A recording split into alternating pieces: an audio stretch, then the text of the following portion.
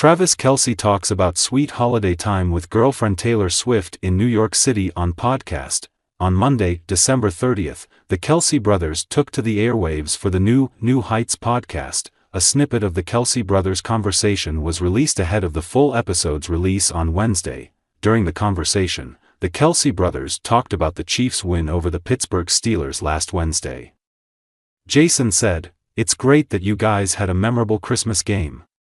Travis said, "Yeah, and Mahomes stole the show with his impressive performances that helped the Chiefs win a memorable game." Jason said, "Oh man, you're so humble, you had a great game too." Travis laughed and said, "Maybe, but it was a big holiday celebration." Jason asked, "Hey man, does NFL cake taste great?"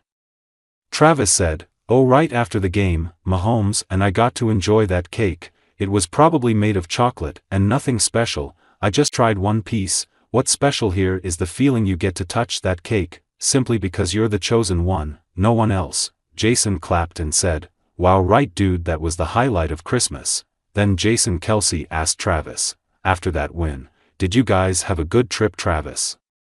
Travis Kelce said, "New York gave me some great trips. The most memorable one was Ashley Avignon's birthday party, a friend of Taylor's."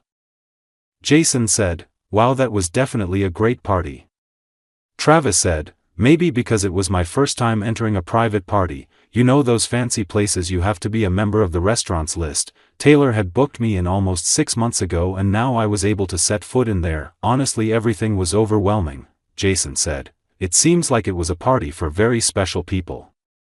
Travis said, "I think it can be said that too. Everything related to that party, especially the guests, will be kept secret forever. If you accidentally reveal it, I think you will not be able to set foot in that place even once. There are some very strict rules there. If you want to have a long-term connection, you have to comply."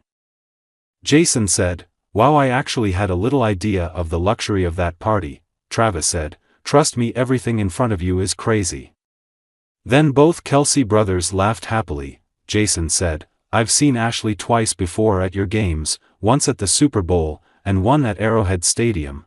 Travis said, "Yeah, Ashley has been with Taylor to a few Chiefs games. She's a friendly and fun person, especially her fashion products are very popular." Jason said, "Oh, and what about you and Taylor? You two must have been very happy." Travis laughed and said, "Our outing was caught in a rainstorm. Taylor, she was having fun walking in the rain. I tried to cover her from the rain, but that made her even more excited when we both got wet." Jason laughed and said, "Wow, you guys had a romantic outing in the rain." Travis said, "I don't know either, but maybe the weather made us sneeze constantly." Jason said, "What us? You're not alone, Travis. Are you having a big problem with the weather?" Travis nodded and said, "Yes, the weather in New York is probably a little colder than in Kansas, but it was a great experience anyway. Because of the weather we came back to Kansas City earlier than expected. You know, it's almost New Year's, Jason." Jason looked a little surprised and said, "Guys, us, you don't mean you're coming back to Kansas alone, Travis? Taylor is coming with you too?" Travis Kelce laughed and said, "Maybe this will be the first New Year's Eve together." "You know, that really makes me nervous." Jason said, "Wow, I'll come to your house to play when the new year comes. I'll be happy, Travis." Travis said, "Oh, of course, but if you bring gifts, that would be great." Then both Kelce brothers laughed happily. Taylor Swift, known for her subtle political and personal messages in her music and fashion, has left fans guessing once again. While heading out for a date night in New York City with NFL star Travis Kelce, the 35-year-old pop icon may have made a reference to a 3,000-year-old European myth. Her fashion choice has sparked widespread speculation, with fans suggesting it may carry political undertones related to feminism and her public support for Vice President Kamala Harris in the 2024 U.S. presidential election. For the evening, Swift donned a stylish Stella McCartney wool dinner jacket decorated with crystals along the hem, paired with a sleek black mini dress, diamond-patterned tights, and Marc Jacobs boots. However, it was her Versace Crystal La Medusa mini bag that truly caught the attention of her eagle-eyed followers. The bag features Medusa's head, a Greek mythological figure associated with rage, punishment, and power. Medusa, cursed by Athena, could turn anyone who gazed into her eyes into stone before ultimately being slain by Perseus, fans quickly noted that the Medusa imagery could be a subtle reference to the story's themes of empowerment and revenge. Medusa, traditionally viewed as a monster with snakes for hair, has been reinterpreted in modern times as a symbol of resistance against oppression, making it an ideal symbol for feminism. Some fans speculate that Swift may be using this ancient myth as a nod to her political leanings and her advocacy for women's rights. Despite the fan theories, Swift has not confirmed whether the Medusa bag was indeed meant as a political or personal statement. She appeared to enjoy her evening in New York City, dining on Japanese food with Kelce, along with friends Jack Antonoff and Margaret Qualley in what appeared to be a double date. The couple, who have been dating for over 16 months, have also become the subject of much speculation regarding their future, with constant questions about when they might tie the knot. However, it seems both Swift and Kelce are enjoying their time together, keeping their focus on their relationship rather than the constant media attention. Medusa's myth is one of the most enduring in Greek mythology, symbolizing both the complexities of power and the consequences of anger. Cursed by the goddess Athena, Medusa transformed into a monstrous figure with snakes for hair, capable of turning anyone who looked at her into stone. She was ultimately tricked by Perseus into looking at her own reflection, leading to her beheading. Throughout history, Medusa has been reinterpreted in various ways, often symbolizing feminist strength and the power of vengeance against societal injustices. While Swift has yet to comment on whether her choice of accessory was a deliberate nod to the myth of Medusa, her fans are certainly connecting the dots. The Kansas City Chiefs, led by quarterback Patrick Mahomes and tight end Travis Kelce, are getting better as the season goes on.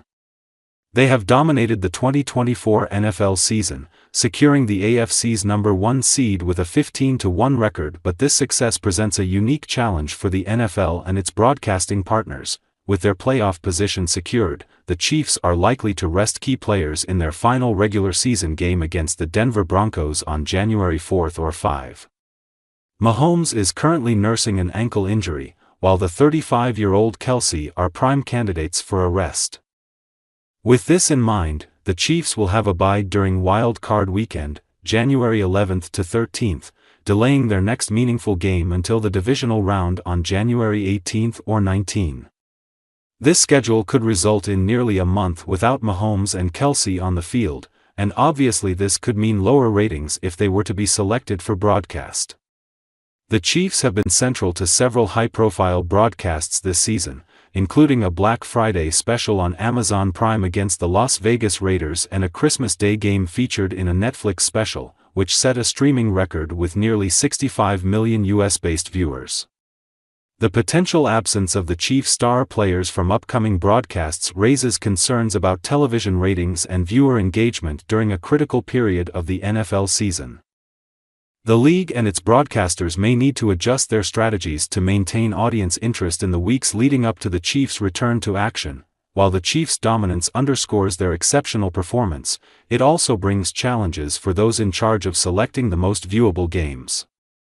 But as this NFL season has proven so far, there are a host of other teams that can challenge the Chiefs for the Super Bowl next year, and therefore it is not expected to be a problem to find another great matchup for broadcast. The Kansas City Chiefs have been afforded a luxury that only a couple teams get each year in the NFL: rest. That priceless commodity was secured after the Chiefs defeated the Pittsburgh Steelers on Christmas Day to wrap up the #1 seed and home field advantage throughout the AFC playoffs, which begin next month.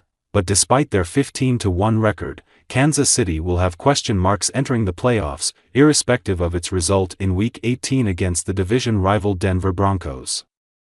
The Chiefs have won a high number of one-score games this season, to the point where the team's critics have derided their style of playing and winning as unsustainable.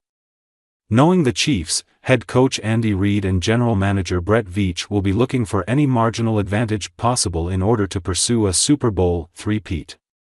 If and when the Miami Dolphins are eliminated from playoff contention, the league will be on high alert as to the status of veteran defensive tackle Calais Campbell, who reached the Super Bowl as a rookie with the Arizona Cardinals in 2008 but has never lifted the Vince Lombardi Trophy.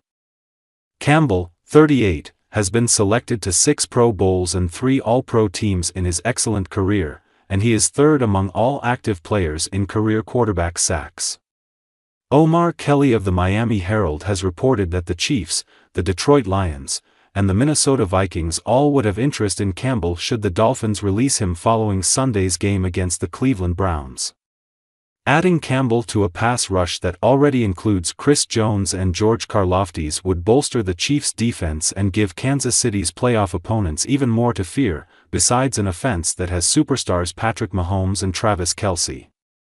But even if Campbell heads to the NFC instead, the Chiefs continue to look for any win they can get in terms of personnel so that it will translate onto the gridiron when it matters most. Carson Wentz is expected to get the nod in the Chiefs' regular season finale against the Denver Broncos, according to Fox Sports NFL insider Peter Schrager. "I'm told Mahomes is not going to play next week and Carson Wentz is gonna start," Schrager said. "And I'll go one step further and say they're going to elevate practice squad quarterback Chris Oladipo and he's possibly going to get some snaps this week."